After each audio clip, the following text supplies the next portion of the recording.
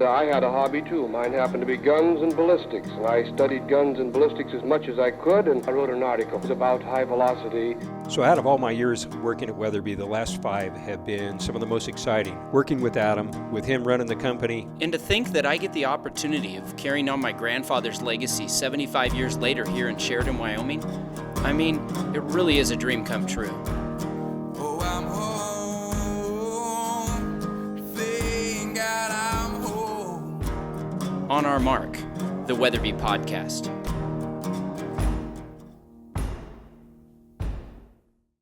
Welcome back to On Our Mark, the Weatherby Podcast. We're going to talk about shotgun stuff today. Duck stuff. This gets me excited. Waterfowl stuff. It gets me excited too. Yeah, bird stuff. My whole inception into hunting in general was through ducks. Like, that's how I got into Yeah, it. because you're from the South. From Texas, yeah. Good waterfowl culture there. Yeah, if there's birds. Yeah, right. They sometimes never make it that far, but that's a whole other story. That's not what we're here to talk about. That's what for waterfowl for me. What I like to always say is that I love big game hunting for the pursuit, but I never have more fun than when I'm waterfowl hunting. It's so because fun. with It's so with the fun. friend with the boys, you get to interact. Yes, maybe my favorite thing to do. Yeah. So today we've got Tyler. Howdy. We've got Kyle. Kyle, you've been on a few times. A couple of times now. Kyle's our international sales manager and resident shotgun guru. And That's then quite the title. It is. It's on his business card. If it isn't, it should be. And then we've also got DJ Jazzy Dean. Yes, sir. Welcome to the show. Yep, first time on the pod here. Who are you, DJ? Well, my name's DJ. Nickname around here, Jazzy Dean. I'm from Heartland, Wisconsin, southern Canada, if you will. Just moved here, took a job at Weatherby here, and I run all the social media. So I'm the face behind the Instagram page. Yes, so when you guys are dropping comments, this is the guy who's going to be responding. That is me responding. Yeah, so we're really glad to have DJ. He's actually been editing a lot of the podcasts in recent history, getting those posted, and now first time on. Yeah, it's awesome. You know, just to watch it, and then all of a sudden they're like, hey, you want to do this and be on it? I was like, oh, yeah. That's happening. Yeah, we thought it'd be a good introduction because recently, I mean, you've kind of hit the ground running with this. We recently, maybe tell us about some of the new social stuff that you've been working on. You know, we have our Weatherby Inc. Instagram account, but maybe go on and tell us about some waterfowl stuff. Yeah, so super exciting. One of the things I've been working on is we added a new Instagram page and Facebook page. It's called Weatherby Field and Flight. Look it up, WBY Field and Flight. We're kind of dedicating it towards shotgun content and, you know, waterfowl, upland, that whole sort of thing, just to kind of like market better to those characters. You know, it's a lot different from a rifle shooter going to like a shotgun shooter. So different personalities there, and something we're working on growing, and yeah, I'm super excited about it. So Yeah, give it a follow because I like to say not all big game guys like to see ducks finishing in a spread, but that's the stuff I want to see. Yeah, so no, it's a cool place. We get so much of that content and we don't share it as much on the main page as much as we should, and we're out there doing it. So yeah, and we're guilty often of neglecting the shotgun side of our business. We're like we do pretty good job promoting big game, rifles, ammo, and they're like, oh yeah, we have shotguns, but we actually have some freaking good shotguns. we do have good shotguns. yeah, they're and, awesome. And even the trip, we go and test these things and go on cool trips and hang out with a lot of cool people in the industry. And it's like, we just haven't had the cadence to be able to share that every day, essentially. I mean, we've been doing, 4 to 5 posts per week on this new page, and it's all like quality, good content if you're into the birds. So speaking of cool trips, you, Tyler, you and Kyle got to do one pretty recently. I've got to say that I have a few bucket lists. Well, I got more than a few, but I have a number of bucket list hunting trips and a Canadian Alberta / Saskatchewan duck field water hunt is like pretty high up there, and they all just did that. They call it the land of living skies, and they did not disappoint.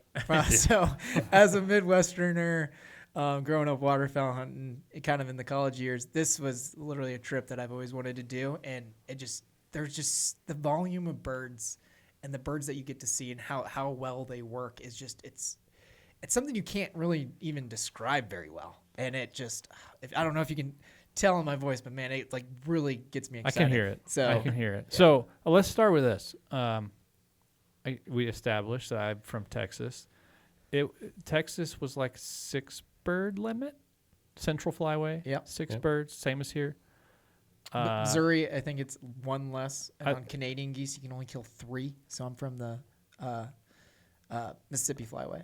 I moved from Texas to Montrose, Colorado, joined the Pacific Flyway, got super pumped for a 7 bird limit. Yeah. What are we working with up there?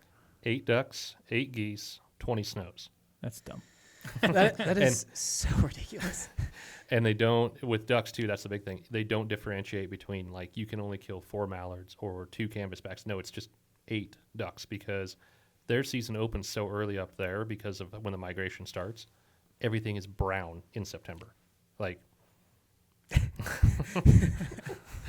so yeah, you're going to go up there and you're going to say you're not going to shoot hens in September and you have no clue what is a hen and what is a drake. That sounds. That was the one. That actually is. That's curious because like I try pretty hard to not shoot hens. Yeah, it throws your mind for a bit of a loop. It does. That would be the one thing if I ever had to say any Knox versus Canada is that you couldn't pick out as much green.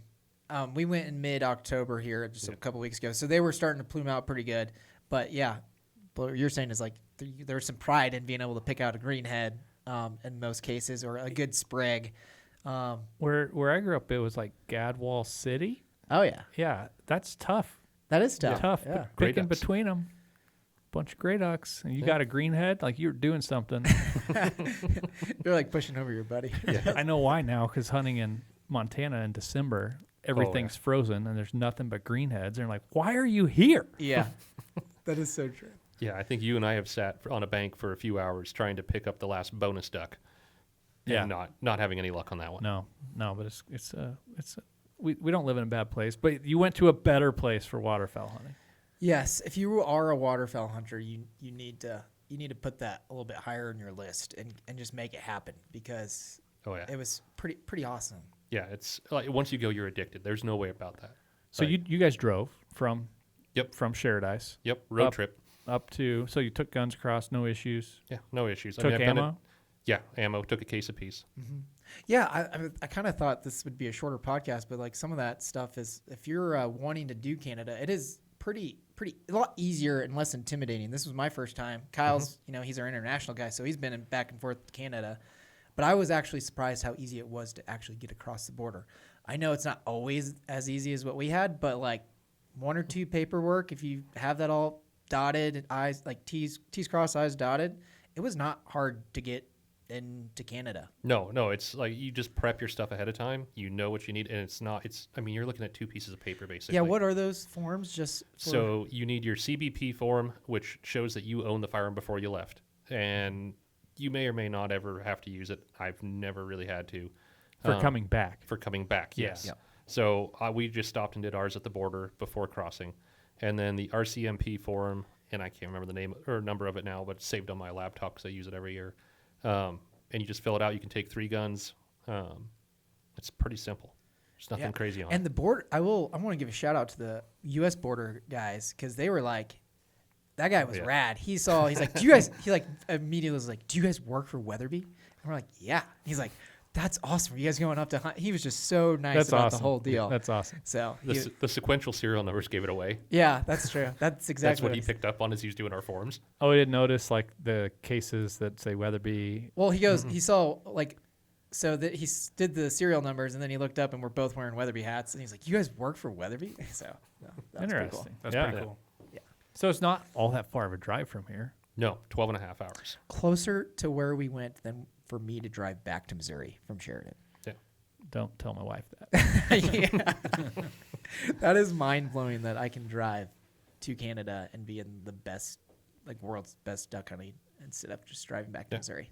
Yeah, it's shorter drive than going home for me. It's 16 hours to go home for me. So, like we were there, we made it in time for dinner, got our stuff squared away, And you're from Northern California? No, not Northern California. What state was that? Oregon. So Northern California. yeah. Okay. Yeah. No. A That's- territory. It's a territory of they invaded us. We Oh, lost. is Yeah. that how that? Okay, I gotcha. Sorry. Okay, so what kind of hunting are we doing here? So we're going to use primarily A-frame style blinds, although this year Tyler got to witness the trailer. Yeah, let's give a little shout out to who we went with. Yeah, so we were with Saskatchewan Goose Company, so Tyler Mann's outfit up there. Okay. Solid operation. We go back year after year for testing and everything up there because he doesn't put on a bad hunt. He's got stuff squared away. Like, we rolled into camp, licenses were there on your bed, ready to go. Sign them, good to go there. Everything's organized. He makes life simple. But he also Nice. allows you to go if you want to go scout, if you want to set decoy. Like sometimes when it's called a guided hunt, I get a little bit where it's like, man, I want to be a I part of still the want to hunt. kind of Yeah. So- I want to do things. Yeah, so he did a good job. His guides do a good job too. And like one night when we weren't hunting, and it's like, oh, everyone got into the scouting rigs, and you were welcome to go scout. Yep. So Yeah, so we all split up, went scouting. But yeah, so we used this year the trailer. So usually we use A-frames field hunt because you don't want to hunt water over there if you have to wade because it has an organic bottom. So first step you take, you're going probably mid-thigh. Like it's Oh, just nice. it's Kind of deceptive. swampy. Yeah. Yeah. Okay. Yeah, so usually Not the it's- rock bottom rivers of western United States. No, not even close. So primarily all field hunts, right? So you're killing geese, ducks, everything in the field. So we had the slickest blind this year, though. He invested heavily into a new trailer. This thing is, how long do you think that trailer is? man, it's gotta be 25 foot, It's 20 got- foot, Yeah, longer than that, 25, 30? maybe 30 foot. Yeah, because we were able to Because you shoot. can fit 10 guys in it. Yeah, Yeah, probably Yeah. 30 foot trailer. yeah. So this thing's on hydraulics. Yeah. So he just like pulls his truck into the field, drops the trailer a second time. Yes. and He is- then- He essentially Okay. made like a flatbed trailer and then built an A-frame into it. It almost looks like a duck boat. Yeah, he just has like fake grass he flops out, or yeah. It's brushed in. It Yeah. looks it's its own that's awesome. organic Yeah. environment. It's got cedars in it, so it looks like a giant like just hedgerow. Okay. So it doesn't stand out in a field. No, and it's big enough. It almost turns into, because like up there you'll see like rock islands and like these small islands of trees in the field sometimes. It is like its own one of those. So the birds don't really, They don't care at all. Yeah, they don't care. And pro tip, he made like these stands so that he could take cedars and string them out 10 to 15 yards like down it too, so it looks like a true hedgerow. Yeah, And then the trees just stick in them. yeah. They are a spike and a hoop. That's really cool. So he did some work on this bad boy. Oh, yeah. Every year we Oh, come yeah. up with new ideas with Tyler, and it just gets better and better. So, but yeah, that blind is unreal. Powered. It's got a battery pack in there, so when you're setting up in the morning, like you have interior lights that run down the inside. Like, All right. yeah, And it's relatively early season there. I mean, it's No, so October there. So he's right on the edge of, what is it? Am I going to say it wrong? The Boreal Forest. the Boreal Forest. Yeah, Boreal Forest. So it's like the first stop that they get when they're coming from the tundra. So he is actually like, so that's like the last place to. So we were towards the end of his hunting. So like Yeah. they Oh, are no still kidding. hunting a little bit now, but they're not guiding any clients. Clients ended a week and a half ago, 2 weeks. We a were the week second ago, to yeah. last group of people Nice. going. okay. So yeah. it's they're relatively late. Yeah. yeah, and they had a big cold snap, so that everything's freezing there now. So they're in freeze up right now. So all the birds are going to start pushing out unless they warm back up, which I haven't looked for a couple days now because we're in a warm spell too now. So Yeah. We did pick up a lot of birds in like still probably farther north than us still, but the Yeah. Dakotas, northern Montana, they kind of Fort loaded up. Peck's probably so good. Right Yeah, it's now. probably oh, it's got it's probably loaded right now. But yeah, so we're kind of on the tail end. It was still late there when we were there though, so there were still a lot of birds to come. There wasn't a ton of birds, but they just had them really dialed, and there was a. When they say there's not a lot of birds, it's hard to fathom because it's more birds than I've ever seen on like a scout, right? And you're just like, oh my gosh. Yeah. yeah. So it was pretty unreal. But Kyle, you want to maybe like walk us through that first like 2 days of like how the kind of like set up, or maybe let's just talk about the best day probably. The best day is going to be the fog day. Yeah. Yeah, hands Oh down. man, I love fog days. Yeah, so last year we had a fog day too, and that was the one where we shot 72 honkers in under like 50 minutes. Like just they were right there, and we were. Did it stay foggy, or was it foggy and then the fog lifted, and then it was like World War III? Light was in the fog. Fog didn't lift until actually we were back to the lodge. No kidding. We had Yeah. already Yeah. won World War III before the fog lifted.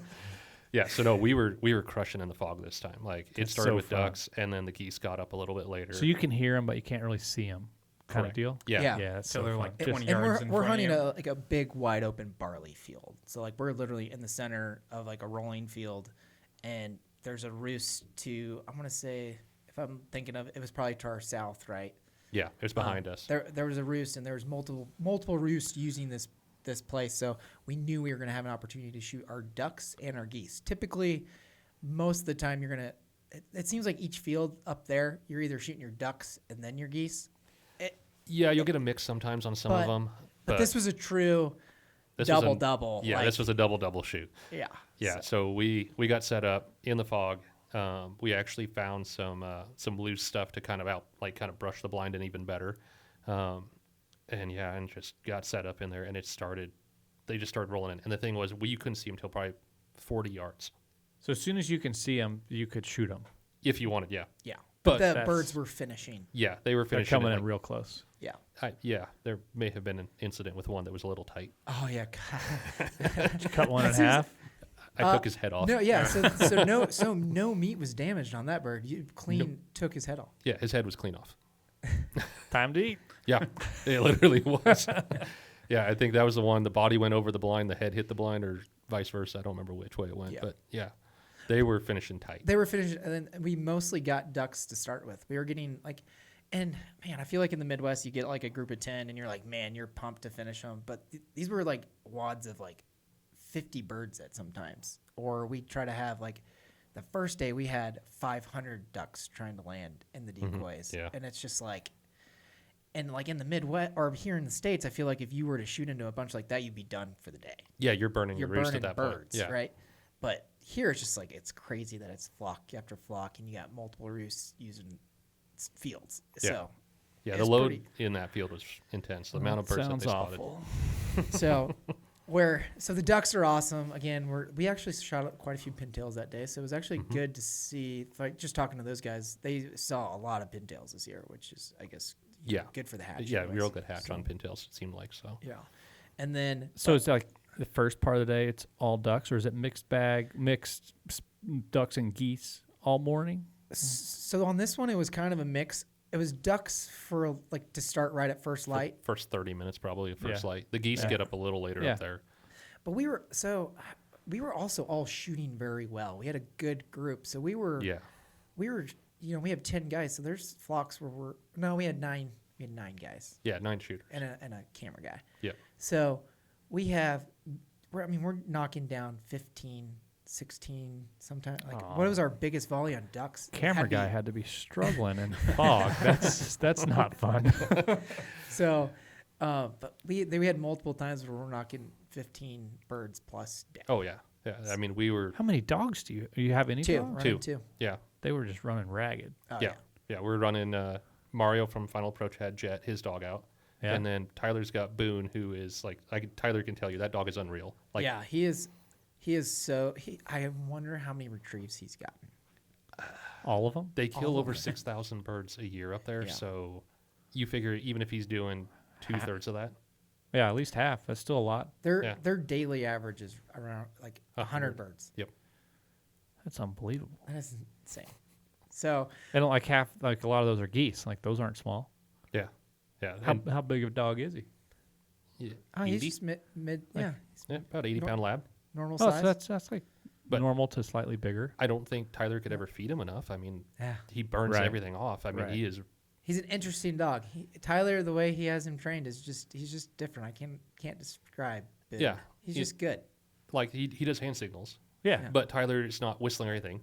Boone will just turn back, look at him, and Tyler just kind of just goes like that, Yeah. and he turns and goes. They're just a team. Yeah. They got it work. They're Yeah. just dialed in. That's pretty awesome. And I feel Yeah. like here in the States, a lot of the dogs, like you send them on something, but Boone is like so trained and so used to that there's a lot of birds that he knows to just kind of do circles to make sure that got just goes all the and looks birds. for them all. Yeah. How cool is that? He's awesome. Yeah, like we'll set up like family groups of decoys, and he's circling around each family group as he goes through, and then he goes and hops to the other side. Yeah, it's very interesting. That's a well-trained dog right there. Oh yeah. Yeah, so good. But this particular morning, so we shot our ducks, and then we started getting into the geese, but we got into some specks. Yeah, and there's nothing like hearing speckle bellies in the They fog. make the weirdest. Well, next to the sandhill cranes, they make the weirdest sound. Yeah. Yeah. What are some nicknames? Giggling geese? Or what? Giggling geese, speckle bellies, tar bellies, clown face. Trying to think what else I've got. I've always had an obsession with getting on a good speck hunt, and I've over the years picked some. My first encounter with specks was when I was in college, and in Missouri, like my part of Missouri, we didn't get a ton of specks, but we got to this one season that we hunted so hard, and it was banded for my buddy. It's like we've only ever killed 2 specks off my hometown farm in central Missouri, and it was a banded speck. It was like, What are the chances of that? So ever since then, I've just been like pumped, and this was a trip that like filled my cup. Yeah. When it comes to specs, What was the band situation like up on this hunt? they kill like 2 bands a year. They don't get a lot of banded birds. Maybe. They're not close to a banding site. No. They're too far north. Yeah. It just the slot they're in just doesn't get a lot of bands. It's not like when you go out east and then you're in that slot there where there's certain areas that are just loaded. Yeah. So, but no, like they only, I think last year was 5. I don't know what they're at this year. They did kill a backpack last year though. Yeah, that's pretty cool. Yeah. Like a GPS backpack? Yep. Yep. That'd be kind of weird. Yeah, it was after season was over. Blair, one of the guides, they were just fun hunting, and yeah, he shot a backpack bird. I'm not even all that familiar with backpack birds. So is there like, are they also banded so you can return the backpack? I imagine that. That's a word. Yeah. I imagine that is an expensive backpack. Yeah, so yeah, you would call it in.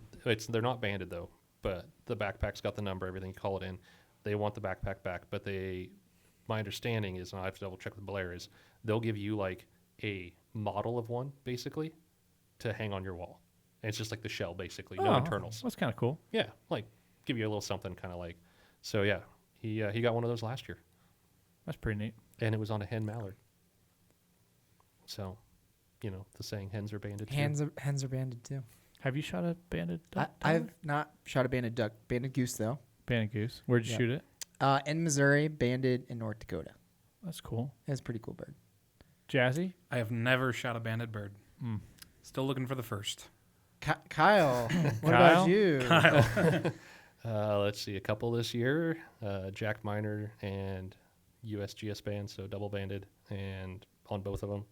And then, yeah, I shot mallards, widgeon, teal, all banded. Nice. Couple- I've got couple- one ne- banded mallard. I got it in Texas. But I've been on quite a few hunts where banded birds were. You have a neck collar too, right? 2. 2 neck two collars. neck collars. Yeah. He's from Oregon. Yeah, they used to neck collar heavily in Yeah. Oregon because of the permit zone. Nice. So, yeah, I've got yellow and I've got a white. So, cackler and a western. That's pretty cool. Yeah. We'll do a podcast on your Jack Miner thing, but probably with the Delta folks. Yeah, down the we road. need Yeah. to get them on. I shot a banded mallard in Texas. Rainstorm, birds pour in. It was really awesome. Got one. Like, oh my gosh, it's banded. Super cool. Had been banded 9 year prior in Montana. And I was That's in, real cool. Basically Dallas. I was pretty pumped. First and only so far. But I've been on, I bet 7 hunts where a banded bird has been taken. Yeah. One was my buddy's first ever duck hunt. First bird he ever shot was banded. You just, at that point, you're hooked. That That there's is no so getting the crazy. claws out of you on that one then. He had to get my claws out of him. Yeah. Nice. That was kind of upsetting. I was like, I've been doing this a little while. Jerk. First time. One of my buddies cool. actually shot a banded teal, and we looked it up, called the DNR, whatever, and it was banded like 10 years prior on a wood duck. Wait, what are you talking about? So it was shot on a teal, and It was called marked the as a DNR. wood duck. and their records said that it was banded on a wood duck. Sounds like someone. That record Sounds must like- have been Some got wrong. messed up there, but Sounds kind like of a an funky story with intern wrote bands. something down wrong. Yeah. May have been a classic blunder. Yeah. That's pretty funny. Tell me like the rest of the hunt. So you're getting your limit in the morning. What are you doing in the day? So Scouting the next hunt? Yeah, so in the afternoon, if we don't have a snow hunt, which the snow's up there, they were bouncing. There was still some around, which they shouldn't be around anyways. They should be in the Dakotas at that point. There was some, but never using the same field 2 days in a row. So we didn't have a good snow shoot. So, yeah, so we were scouting. Tyler and I were doing some work during the midday, keeping caught up on the office stuff. But, yeah, just hanging out with the guys and relaxing. And, we'd throw a hand in if they needed help cleaning birds, stuff like that. So up there, some of the birds, the Indian population asked for them to use for teaching the youth on how to clean birds and process birds. So, Oh, that's cool. yeah, it's actually like a really kind of cool like sub story on that side of things. So, but yeah, no, other than that, it's you kind of relax, clean your gear up, and get ready for the next day. Yeah, the scouting was fun. But yeah, just we ate like twice a day, so we didn't do a whole lot in the morning. Get snacks, bring those to the blind, because it's like you could hunt 30 minutes or you could hunt till noon, right? So most of the time most days though, except for the one day we did, shoot our ducks and geese in the morning, which was pretty incredible. But it was usually like you'd shoot limit out of either your ducks or your geese, and then you'd go for an evening hunt. We did that for 3 days, but yeah, and it was a perfect spot. We were doing we won't talk too much about it, but it's like the perfect testing ground for Weatherby shotguns in general. So that's like kind of the main order of business when going up, and What did you say? Oh, I was saying that we were collecting our thoughts during the days and like talking about, we were testing some products for Weatherby, and Canada is just like a perfect environment because it's higher volume. You're in the blind all day. There's a lot of opportunity it's a real dusty soil. Yeah, it's a real fine dirt too, so it migrates pretty good. To just say it's a real good spot to be testing products. So You usually only test stuff when it's like new stuff on the horizon. yeah, potentially one might say that. So, All right. but it was fun. It was a good spot, and yeah, pretty good spot for that. More to come on that. But yeah, we're always working on new stuff, so that should be not too much of a surprise. Yeah, always something in the wings. All right, so I guess I'm going to start doing this thing I learned yesterday from Rob, who we did a podcast with, where he just starts inviting himself on things. So I'm going to go to Mongolia with him on a motorcycle trip. That's going to be fun. So that'll be Very awesome. true. Like 2025. Like I think I just invited myself, and that's what he said he does with things. So I assume it's okay. So I'm just going to do that with this. So I guess I'm coming to Canada next time. Yeah, Okay. Next year, 100% is going to be cool because Brad Fenson, our good friend, he's a Canadian writer, lives in Alberta. So next year, I think we're going to do Tyler trip every year kind of thing up with Saskatchewan Goose Company, but we're going to stop in Alberta and hunt with Brad for 2 days and then go over there because it's just incredible types of hunting. So you should definitely not miss that one next Yeah, year. that one's going to be a lot of fun. Yeah. Write it down. Right. It's written. It's in stone, chiseled. No takesies backsies. Okay. All right. I like it. DJ, what do you got planned for Weatherby Field and Flight? Field and Flight's got a lot of cool content coming out. We've been working on a lot more reels. If you've been following the main page, we had crazy week of launches, a lot of cool stuff coming out, but now we're kind of focusing more on that once the season starts, carrying on over the year. But yeah, cool content. Follow along. Every year, so this is my fifth season here, fifth hunting season. Every year we're like plan these trips and like, okay, we're going to try to get content. And it's hunting, right? We don't do a whole ton of like just purely guided. Some of the international stuff has to be. Yeah. I get that. But in the States, it's a lot of DIY, hunts that are like, less than 10% odds typically. This year's been pretty darn good. Yeah. Like I've been very fortunate to get to run a camera on a couple hunts where we got some like amazing footage. And DJ, you've already done some stuff yourself here. Yeah. DJ's no slouch on a camera. Yeah. And then we have to get Kobe on the podcast here We soon. definitely need to get Kobe on. But- I feel like we're in a really good position because I feel like we get the content all the time, but we have a really good plan on distributing it. Yeah. On all fronts, honestly. Like, even from the podcast, we got a lot of fun things coming. I feel like we're stepping our game up a little bit. Yes, that's happening. Look at the sweet new TV. Yeah, I didn't even go through the extra pictures. I was like, Oh yeah. man, look at all those hens. That's incredible. That's a booner hen right there. Who's So that this is- little yeah, guy? Oh, that's Tyler's kids, man. Yeah. Oh It my is. gosh. It is really like Oh, you're is, just. is that the bird dog? That's Boone and that's Tyler. So, and then that's Tyler's son. Like you really just do when you're hunting there, feel like you're hunting with family because his kids sat in the like Oh, we yeah. invite like if you don't want kids there, that's fine. But like for us, we're all friends. So it's like his kids. He has two Yep. sons come. They set the spread. It's so much fun. There's some speckle Look at bellies that. with behind a nice final approach jacket. That is some really nice looking specs. Yeah. There's Jet. Dogs make everything better. They do. So All right. Well, I'm coming to Canada, so I'm glad that's been decided. We should do more of these podcasts. I get more trips. I It'd be know. great. There you go. I'm glad that you guys got to go though. Like that's pretty awesome. Yeah. Yeah, it was a great time. DJ, keep up the good work. Thank you. Looking forward to seeing more. So is everybody else. Make sure you follow Weatherby Field and Flight. You won't be disappointed. I promise. Shotgun centric content. If that speaks to you, you should speak to it. I think we're gonna end it like that. Yeah. I don't see why not. See ya.